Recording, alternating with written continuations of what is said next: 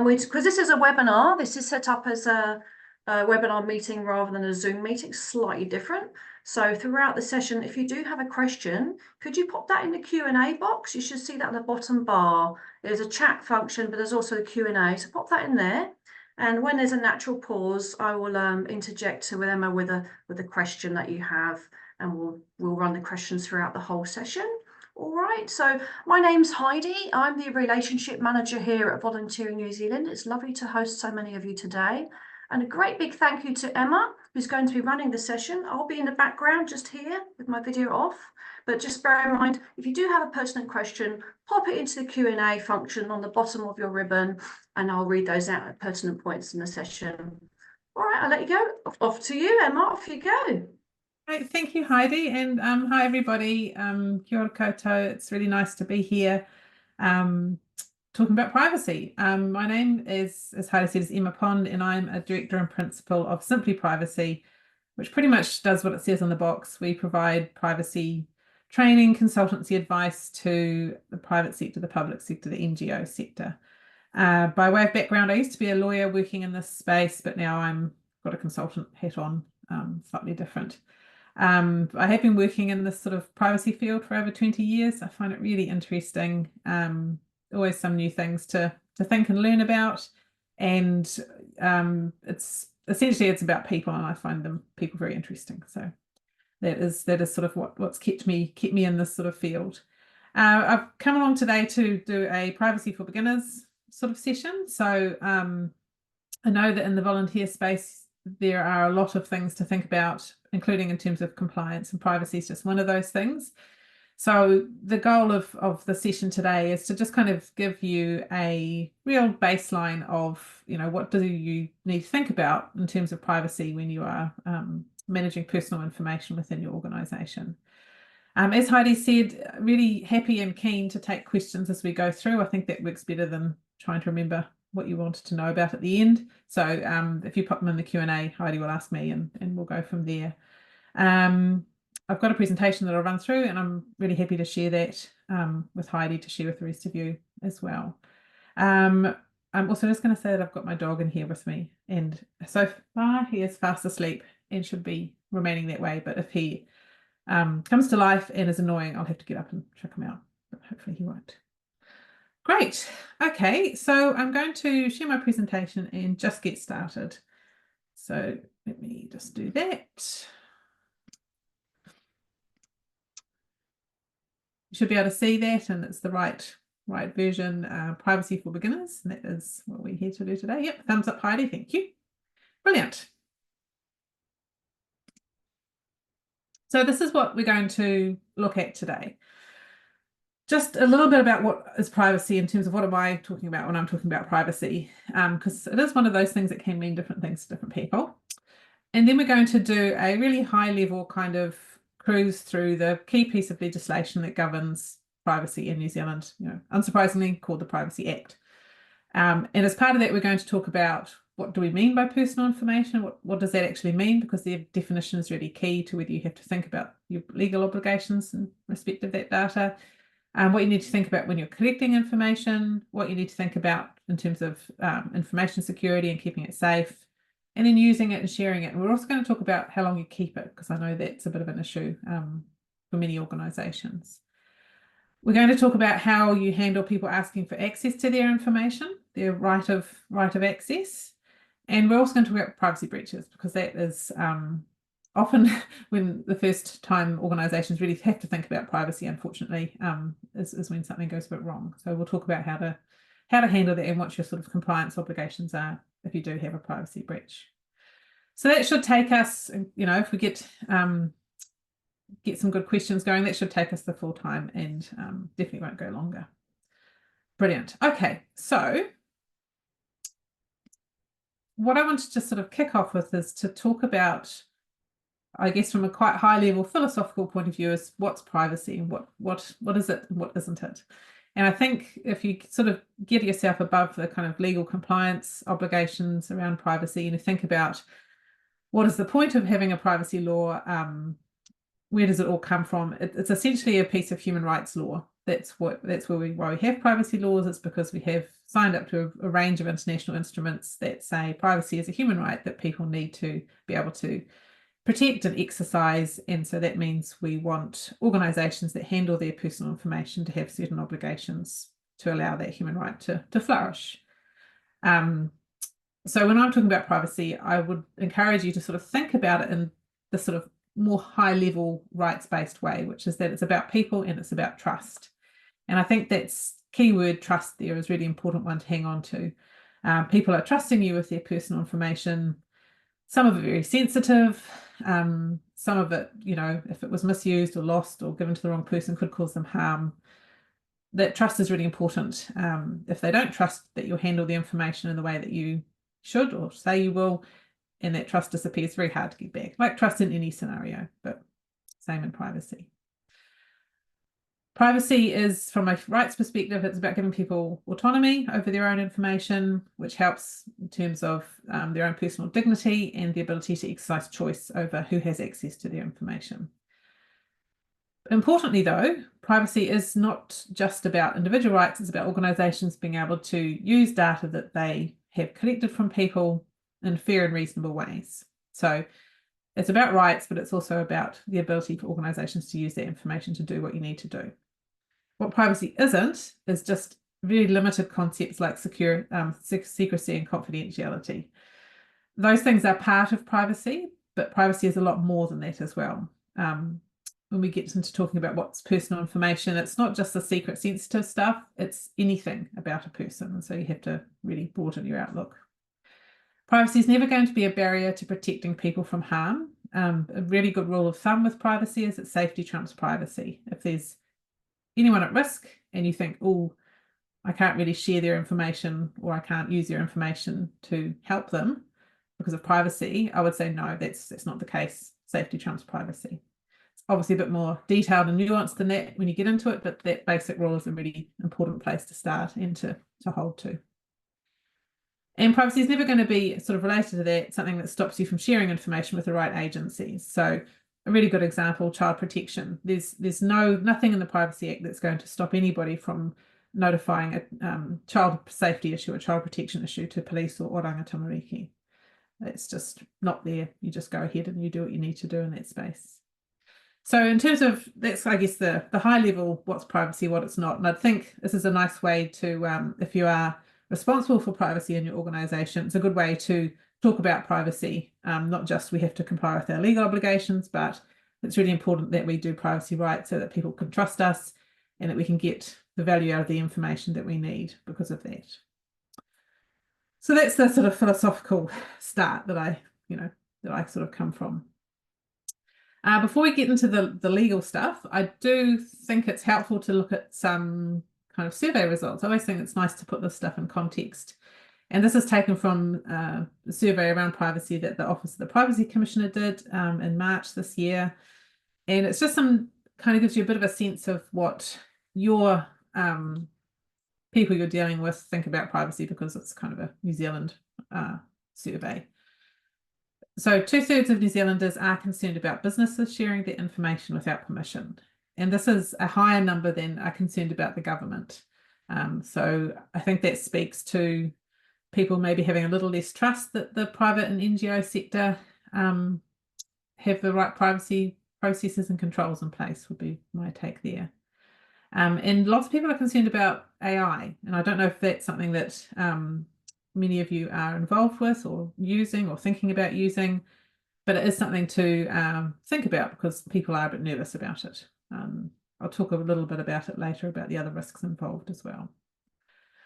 2/3 of New Zealanders say protecting children's personal information is a major concern to them. So if you are an organisation that deals with children's information at all, that's obviously relevant. Generally speaking, if you're dealing with information about children, the expectation and the legal obligation is to take more care and be more careful because they're more vulnerable and less able to kind of manage and control their own information and make good choices. 70% of New Zealanders say they're likely to change service providers if they think they have bad privacy and security practices. And that's like, I guess, a more commercial kind of take on things in terms of changing a service provider. But I think it also speaks to not wanting to be involved with an organisation that they think has bad privacy and security practices. And lastly, Māori are more concerned about privacy than other ethnicities. And I think this also comes back to trust. All of this comes back to trust. If an organisation has a mistrust of, if an individual has a mistrust of an organisation or of organisations and authority generally, then that can flow through to concerns about privacy. So yeah, again, comes back to trust and having good processes and being able to demonstrate that you understand that privacy is important to people, and this is, you know, how you meet those concerns or expectations. So sort of that, with that sort of as the setup, I want to talk now a little bit about what the actual legal obligation is, because that's obviously kind of where the rubber hits the road for organisations that are handling personal information. So the key piece of legislation here is the Privacy Act. Well, the original Privacy Act was passed in 1993, and at that time, one of the first in the world we had, so that's great. It was re-zhuzhed up a little bit in 2020, and one of the main changes that was made was an introduction of mandatory reporting of serious privacy breaches, which I'll talk about in a bit. But fundamentally, the principles of the Privacy Act have not changed since 1993, and there are 13 information privacy principles that form the core of the Privacy Act. They're like a life cycle of information. They deal with how you collect information, how you need to keep it safe, how you can use and share it, and how long you should keep it. And those have essentially remained the same since 1993. So it shouldn't be a surprise to anyone really, but still, you know, not always top of mind. The goal is obviously to promote and protect individual privacy, so no surprises there.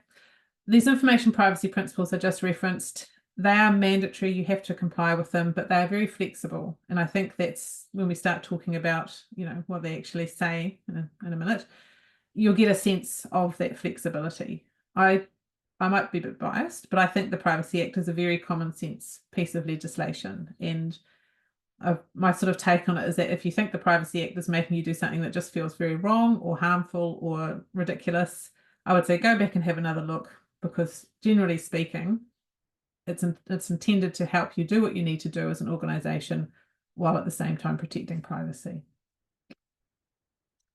And the way it does that, it's it takes a risk-based approach. So basically, very sensible. The bigger the harm that can happen as a result of your misuse of personal information or you're not following the principles, the bigger the harm that can be caused to those individuals the information is about, the more care you have to take, the more steps you need to take to make sure that you are complying with your obligations and doing the right thing. So that's, I think, a really key thing to keep in mind with privacy. It's about the risk.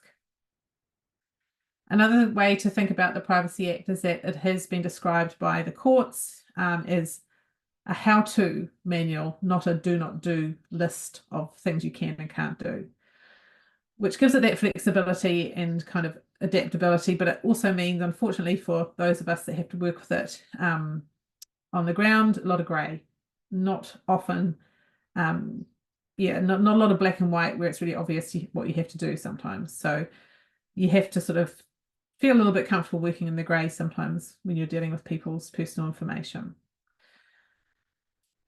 Another key thing about the Privacy Act is that it is subject to other more specific laws that tell you how to handle personal information. So if there's a law out there, and maybe health and safety is a good example, or employment laws that say to you, well, you know, if you employ someone after they leave, you've got to keep their employment records for, I think it's 6 years, or with health and safety information, if an incident happens, you've got to keep a record of it for this long.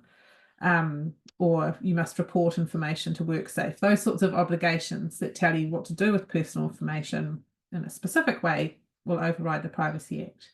The Privacy Act is kind of meant to be a safety net to scoop up all the scenarios involving handling personal information that a specific law hasn't come in and made a law about. So part of making sure you're complying with the Privacy Act is making sure you're complying with these other obligations that you have as well.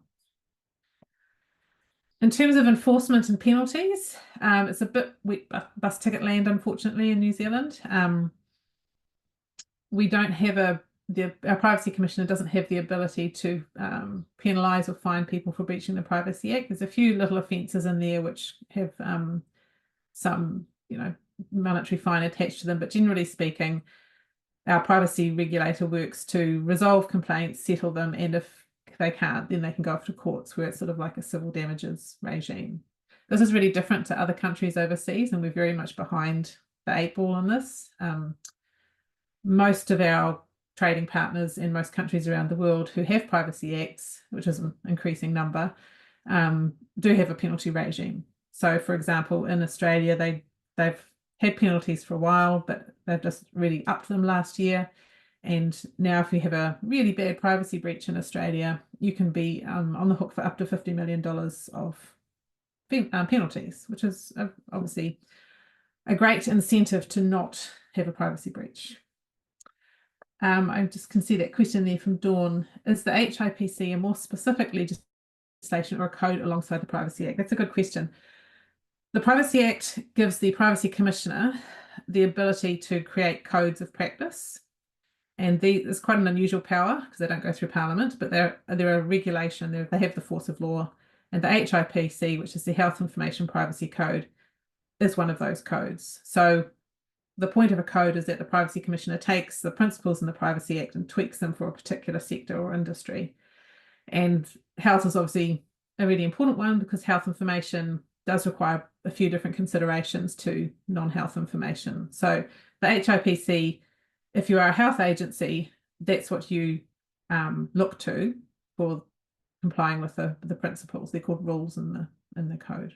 Hope that answers the question, Dawn. There'll be parts of the Privacy Act that still apply, even though you're primarily under the Health Information Privacy Code. So it's a bit of a, you need to kind of understand your obligations under both. Cool.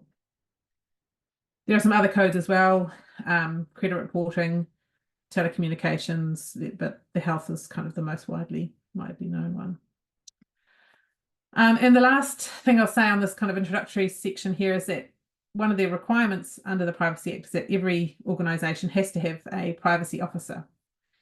And it's a statutory requirement.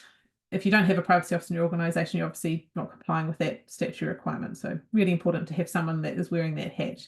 And I know in an organisation, particularly NGO type organisations, everybody is wearing lots of different hats. And probably nobody really wants the privacy officer one as well. But it's kind of, it's not optional. I'll just do a shout out here that we offer privacy officer training as well. So if anyone is in that role and thinks I need some help, have a look at our website and you can have a look at that. But essentially the role of privacy officer is that subject matter expert within the organisation who tells other people what to do around privacy, basically. They're not fully responsible. It's the organisation that's accountable, but they are the one that should be doing the advice, the training, the liaising with the Privacy Commissioner if need be. So that's, I guess, the sort of start of the framework. What's my organisation? Simply Privacy. And I'll get Heidi to send the slides around with that information. So let's talk about what's personal information, because I think that's an important thing to think about if you are thinking about what am I meant to be doing. It's a really broad definition of data, essentially. And in the Privacy Act, it's any information about an identifiable individual. And identifiable is the key word there. You can take someone's name off a piece of information, and if you can still figure out who it is because of what's left or because of your own kind of knowledge in relation to that information, it's going to fall into this category of personal information that you have to handle under the Privacy Act. So really broad. It isn't, however, information about companies or businesses. We're talking about human beings. It can be a fact or an opinion. So it can be, I think so-and-so is a terrible person. That's personal information about them. It can even be wrong and it's still personal information about them. It can be in any form, and this is important. It doesn't have to be kind of the official record or the official notes of something. It can be video, so maybe CCTV. It can be recorded phone calls.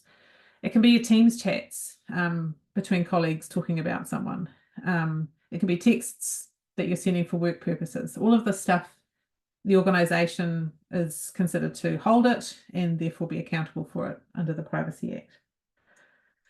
And obviously it can vary in sensitivity. Some information is really sensitive, some is not. And the key thing there is going back to that risk-based idea. The more sensitive it is, the more care you should be taking.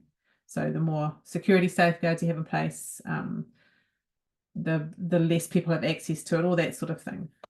Health information about children, information about employment disputes, all these sorts of things, really sensitive. Cool. So any questions about what's personal information? Again, this is one of these places where can be a bit of grey. I think if you're ever in doubt, it's better to assume it is caught by the definition than not. Cool. Okay, so what I want to do now is talk about kind of some of the core concepts in the Privacy Act that are linked to the information privacy principles or the rules under the code, and what they're basically asking you to do or telling you to do with personal information. So there are 4 principles that deal with collection. And the first of these is around data minimization. And it essentially says to you, you should only collect the personal information that you need for your lawful purposes. So if you are, you're an organization, you do what you do, because I know we've got a range of different organizations here.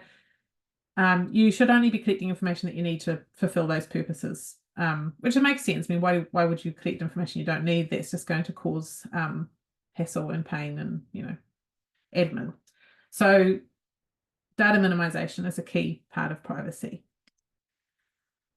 Where you get the information from is also you need to think about. The starting point is that if you want information about someone, you should go directly to them and ask them for it. And this comes back to these ideas around autonomy and dignity and giving people control over their information.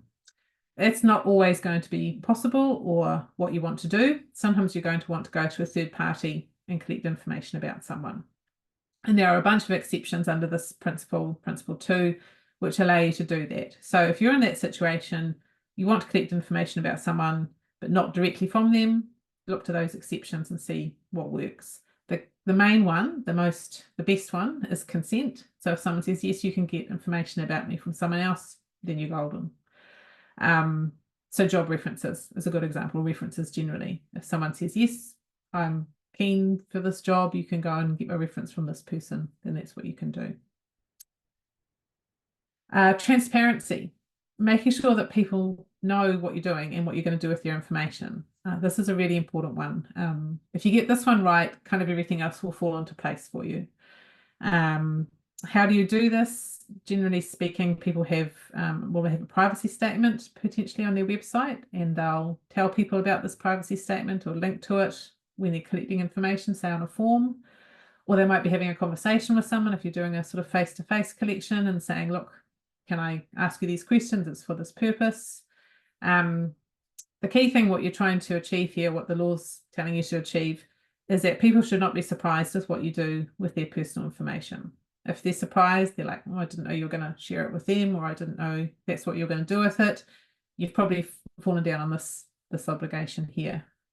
So I think it's a good thing to think about in your organization is, often when you're in an organization, you know what's going on, you know what you're doing with information, and it's all very obvious to you, but from an external perspective, probably not. So thinking about it from, well, someone comes to us with no knowledge about what we do, are they going to understand what we're doing with their information when we get it off them?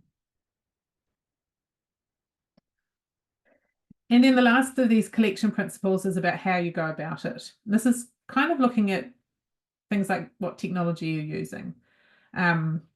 And it's saying to you, if you're going to use the way you collect information is important, and you have to be careful that you are fair about how you collect information and proportionate. And this is things like you don't, if you're going to record calls coming into your organization on an 0800 line or something, and you're recording those calls, you need to tell people that you're recording those calls. That's fair.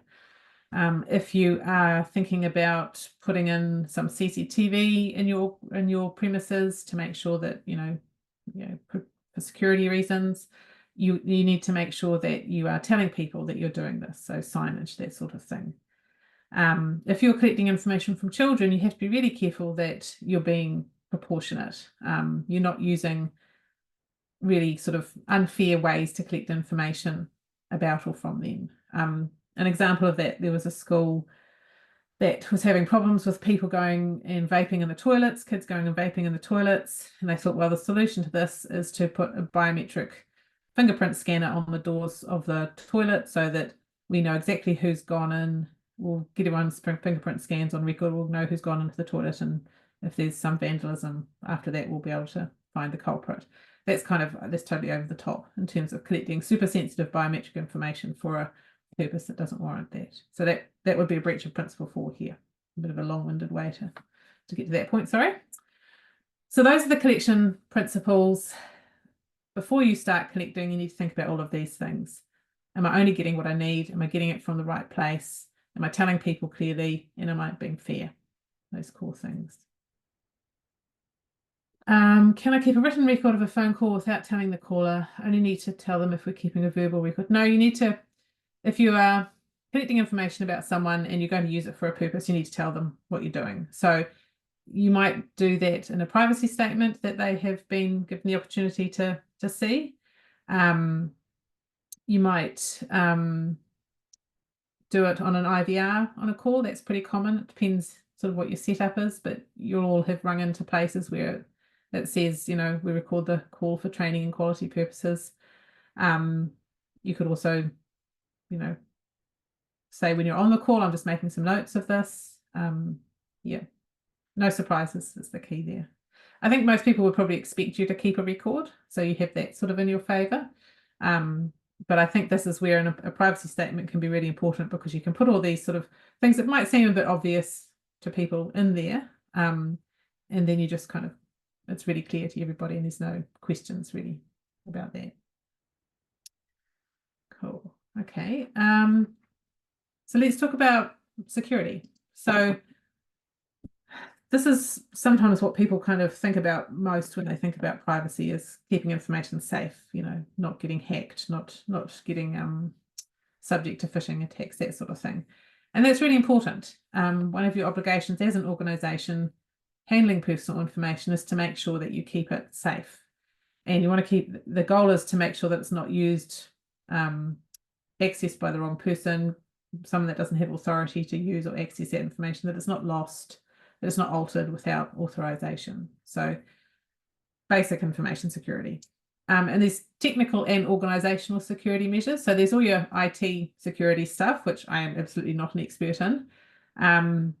But then there's your organizational stuff as well, which is things like training. And I think training staff and volunteers is a really important thing to think about when it comes to privacy.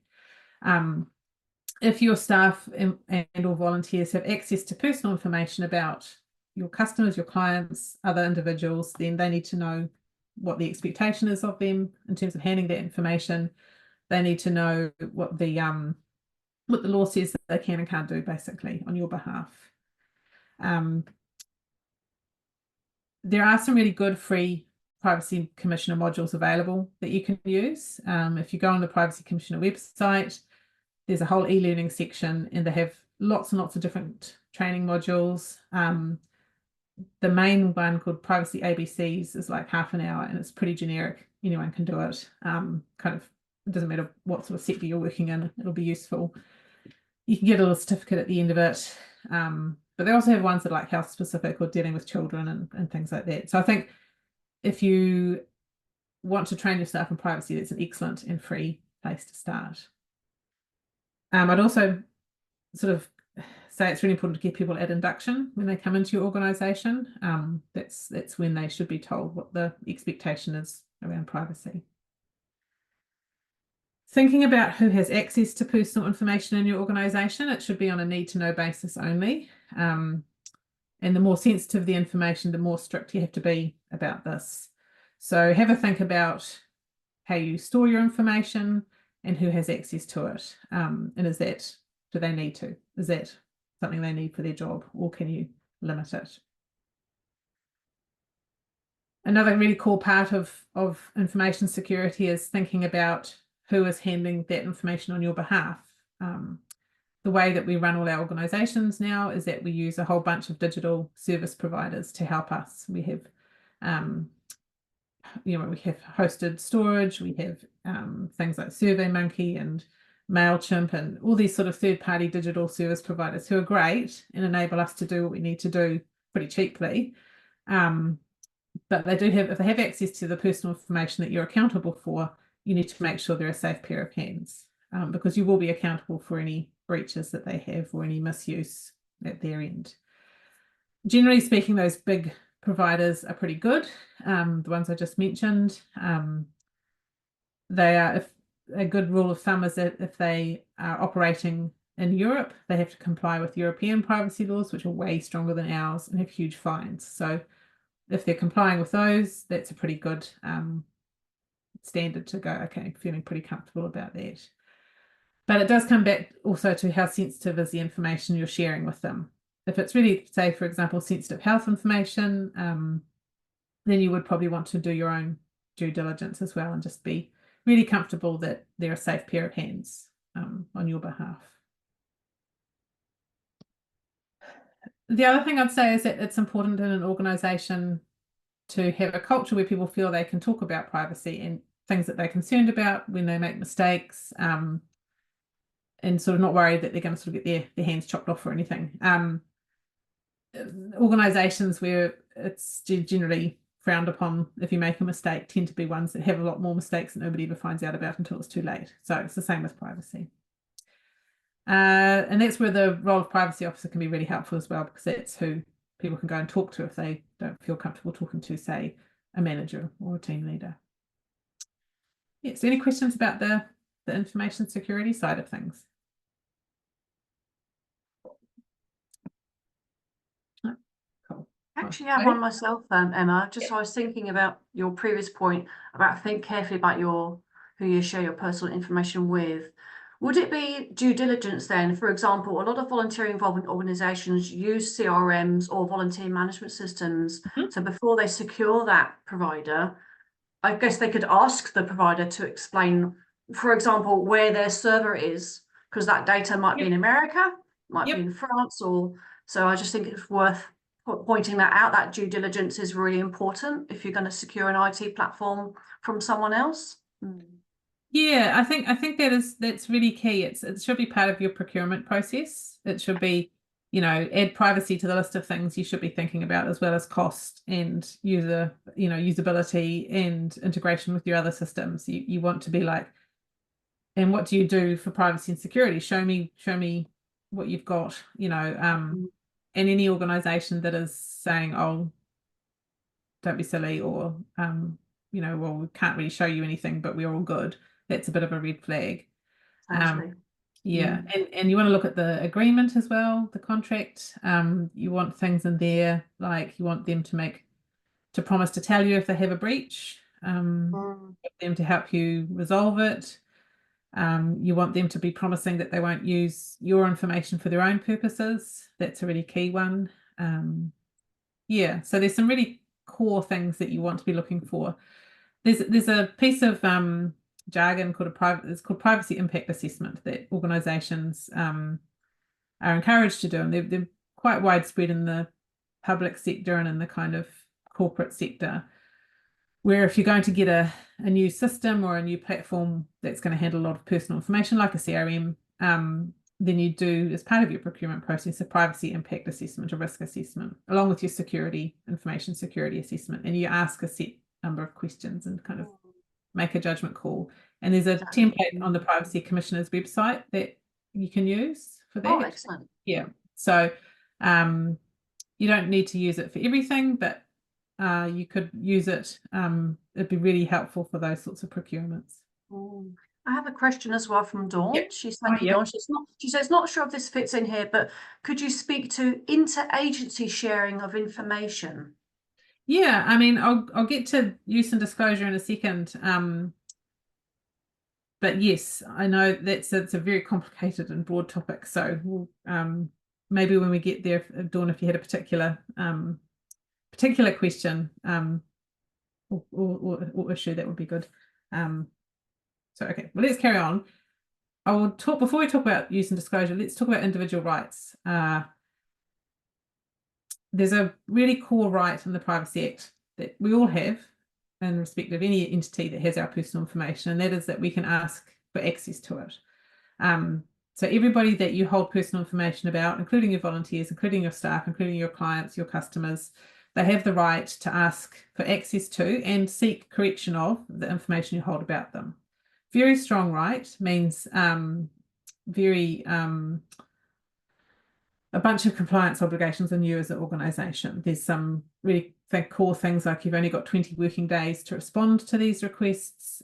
It's very hard to say no. There's some refusal grounds, but they're quite high thresholds to get over. So one thing to sort of think about as part of this is, do you know where all your personal information is if you were needing to put your hands on it if someone asked for theirs? Are you comfortable that you'd be happy to release it all? And I'm thinking there, sometimes people write things about other people that are not necessarily very kind or professional, and then it can be very embarrassing if you then have to release that information. So making sure that all of the people in your organisation that record information about others know that they need to do so in a really professional way, because they might see it in the future. That's a good one. Particularly so when you're getting into the use of those more informal tools like Teams chat and WhatsApp and things like that. It's a right to any personal information. So if we think back to the definition, that's really broad. They can ask for photos, they can ask for copies of CCTV they're on, they can ask for references. They won't always get them, but they can ask. They can ask for emails you've sent, all that sort of thing. It's very broad. If it's about them, they're entitled to it, unless there's a withholding ground. You've 20 working days, it can go really fast. This is the most common complaint that goes to the Privacy Commissioner and then onto court. It's people saying, and this has been the case since 1993, people saying, I asked for information and they just didn't answer, they ignored me, or they refused to give it to me, or they gave me some, but they didn't give me some other information. So I think if you are an organisation that sort of already deals with quite a lot of these access requests, you've probably got a process and a system and all the rest of it. But if you're not, if this is not something that you've sort of had to deal with before, it's probably worth having a little bit of a think about how you might deal with it if it came up, and getting thinking about putting a little process together so that people recognise the request when it comes into your organisation and give it to the right person to deal with, so you can provide that timely response that you're required to. It's about 60% of all complaints to the Privacy Commissioner are on this one principle.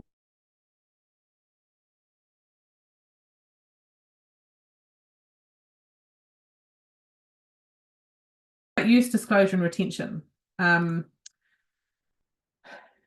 You can only, the starting point under principles 10 and 11 is that you can only use or share personal information for the reasons you collected it, and that you told people about when you're doing your privacy statement or your conversation when you're collecting it. So we're going to collect this information from you, we're going to use it for this, and we might share it with these third parties in these circumstances. That's kind of your starting point. There will always be sort of unanticipated things that come up where you do want to share information and you haven't, you didn't think this would come up. You haven't told people this might happen. How do you go about doing that? And the answer there is that you go to the list of exceptions in Principle 11 and you see if you can rely on any of those. Safety trumps privacy. If you need to share information to protect someone, that's okay. Just make sure you're sharing it with the entity that can actually do something about it, and only sharing the minimum, that you need to achieve that purpose.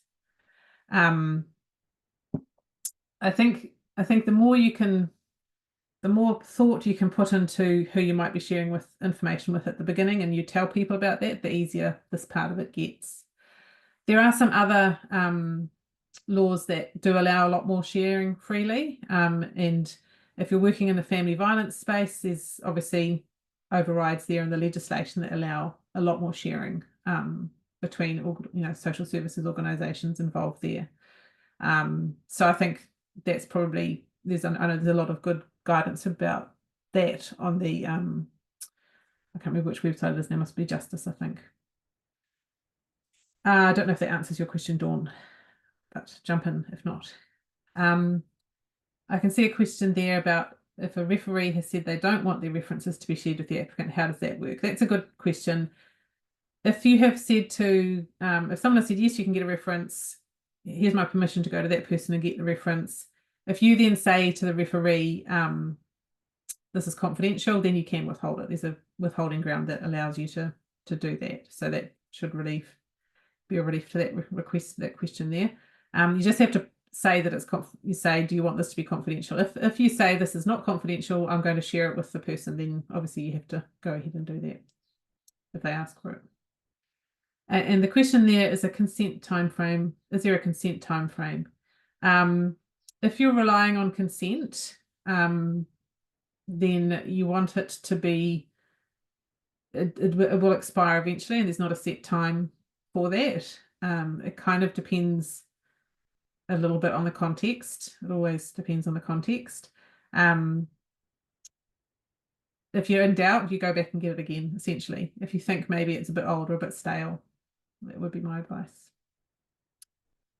Dawn's, is there a need to meet the threshold of imminent harm before you can share information about harm? There is an ability to share information to prevent serious threat to people, and serious threat is defined in the Privacy Act as, you know, something bad that's likely to happen quite soon. So that's kind of where you're getting into imminent. Hopefully that answers that part of it. So yes, there is a threshold of serious threat, but it's not, I would say, blow past it if you're worried, because, you know, worst case scenario, someone gets hurt. You don't want to, you know, privacy doesn't matter as much as that. Another question there. We share the first and last name of the volunteers with the local council when they're a volunteer on council sites. Is that okay? We haven't said anything to the volunteers that their name would be shared. Yeah, I mean, this is what you should be saying to volunteers. We're going to share your names with the council. That's fine. That's all you need to say. So yes, you should be saying it, but it can be, you don't need to get their consent. You just tell them. It's about telling them what's going to happen as opposed to seeking their consent. If it's kind of a condition of involvement in the project, I suppose. Okay, I'm all over the place a little bit at the moment, so I'm going to keep going. So I'm also conscious of the fact that the time is ticking. Don't share information if you're not happy it's sort of accurate enough to do the job, and only share what you need to do the job. Retention is something to sort of have a bit of a think about as well. One of the obligations under the Privacy Act is not to hang on to information you don't need anymore. Sometimes there are legal requirements to keep information for certain periods of time. If that's the case, that sets your minimum, and then after that you think about, well, you know, I don't have to keep it anymore. Do I still need to keep it? Do I have a lawful purpose? Have I got a use for it? Or is this just kind of garbage that's clogging up my systems? If the risk is that if you keep information you don't need, if you have some sort of privacy breach or an issue happens, you know, that information is involved, the regulator will be coming to you and saying, hey, why did you do this? You know, why did you keep all this information that has now been subject to a breach?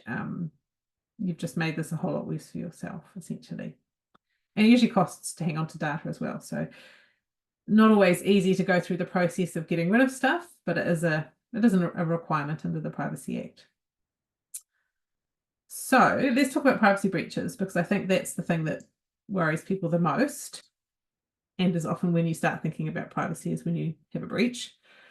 What is a privacy breach? It's when the personal information that you're responsible for is lost, or someone accesses it with it, they don't have authorization, so either internally within your organization or like a hacker, or it's inaccessible, so maybe you've been subject to a ransomware attack and all your systems have been locked up. That's also a privacy breach. What's a notifiable privacy breach? This is where the Privacy Act says, by law, if this privacy breach that you've suffered has caused or is likely to cause serious harm to the people the information is about, then your obligation is to notify the Privacy Commissioner and notify the people whose the information is about. Privacy Commissioner said we want to hear about this within 72 hours of it happening, or of you finding out about it. And if you don't notify the Privacy Commissioner, it's a criminal offence. So it is quite serious. There's a tool on the Privacy Commissioner's website which allows you to self-assess your breach, and gives you a steer on whether you should take the next step of notifying the Privacy Commissioner because it hits this threshold of serious harm. So I think it's called Notify Me, Notify Us. If you jump on the Privacy Commissioner website, you'll find it. You can go and have a bit of a play around with it ahead of time and familiarise yourself with the sorts of things that they think constitute a serious privacy breach. So I'd probably suggest doing that if you haven't had to think about this before, or if you haven't gone through the process before. It's important to know too that you are liable for your service providers. So what we talked about before, need to make sure that they will tell you if they have a breach and help you sort it out, and hopefully not have one in the first place. So I think important thing that you can do from a practical perspective is to have a plan in place in your organisation.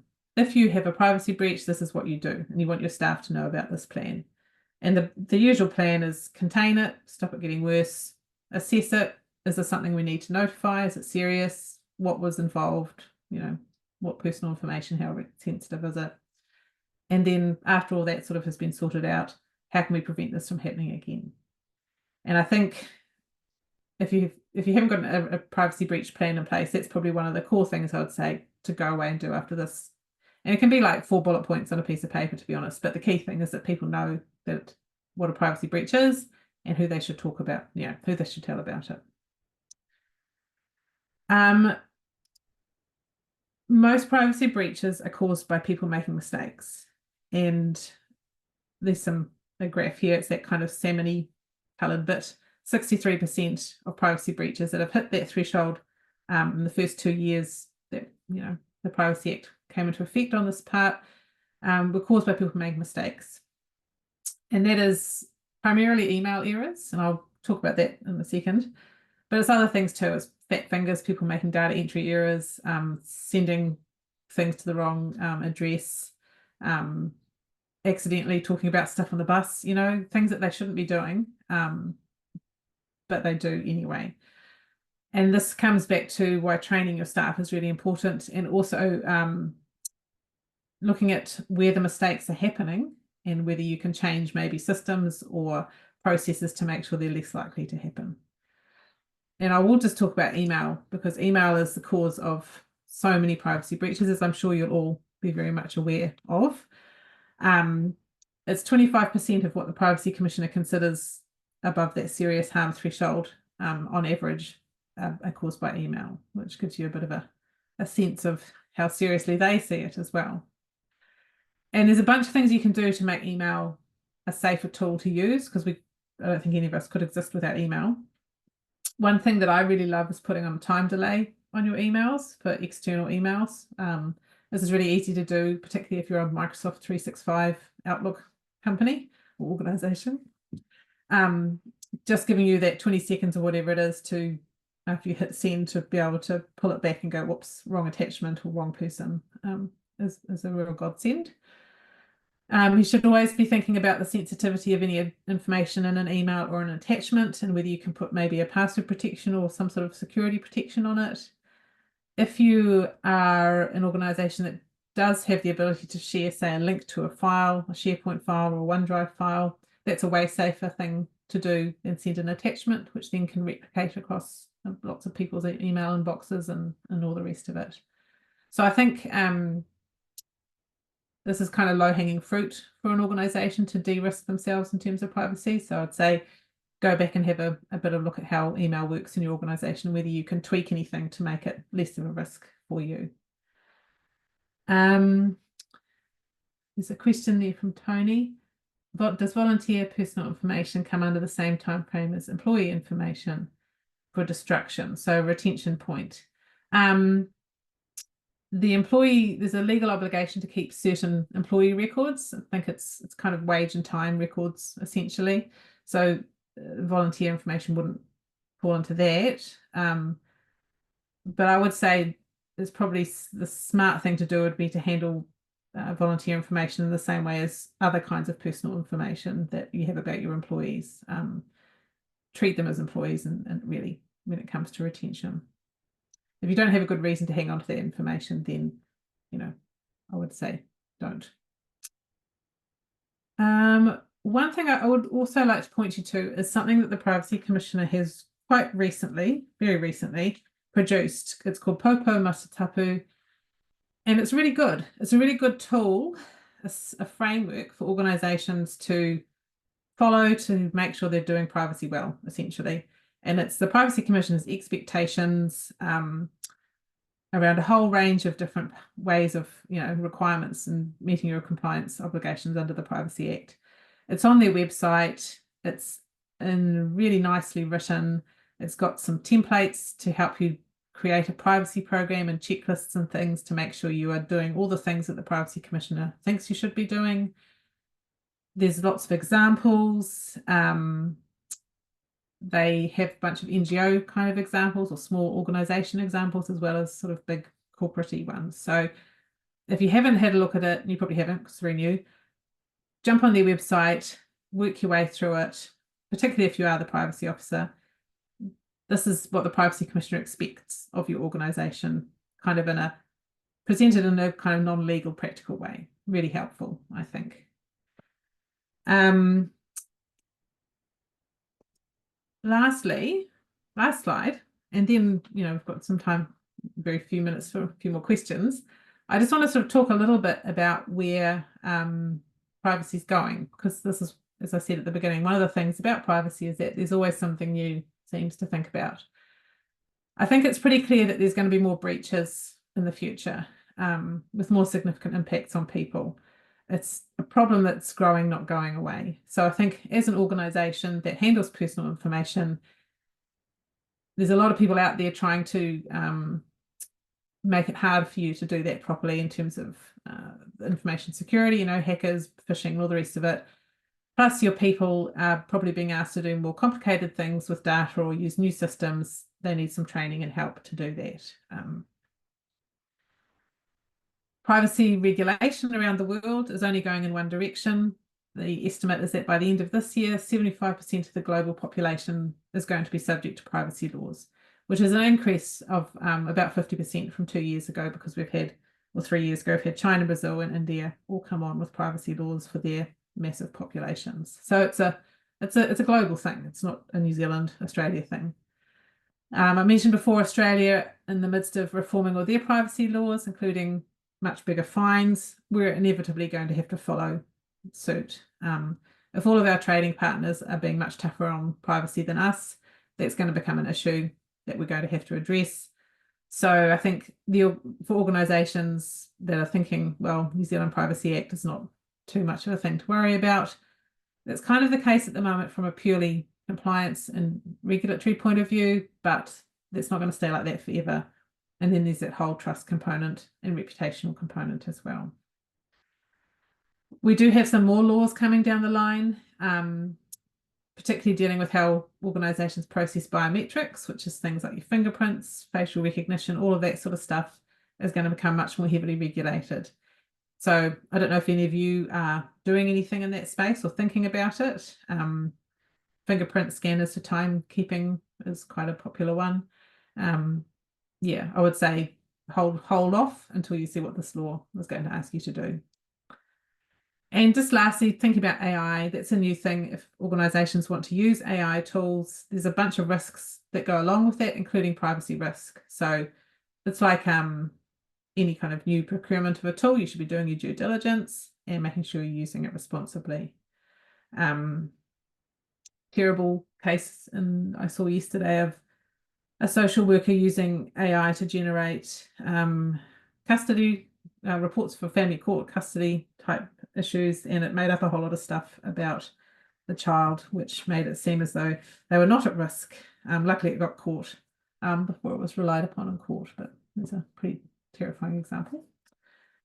So just to summarise, the key concepts: data minimisation, purpose, transparency, respect, keep information safe and protected, don't hang on to information you don't need, respond when people ask for their information, think about your third-party suppliers, that make sure they're a safe pair of hands, train your people because they are absolutely your best line of defence and your protection. And when you have a privacy breach, take it seriously until you know that it's not serious. And lastly, check out Popo Matatapu, the Privacy Commissioner's new framework for handling privacy. It's really helpful and practical. And I think if you're feeling a bit overwhelmed by what you need to do in the privacy space, that is an excellent resource and place to start. So Heidi, we've got pretty much to the end of time. I don't know.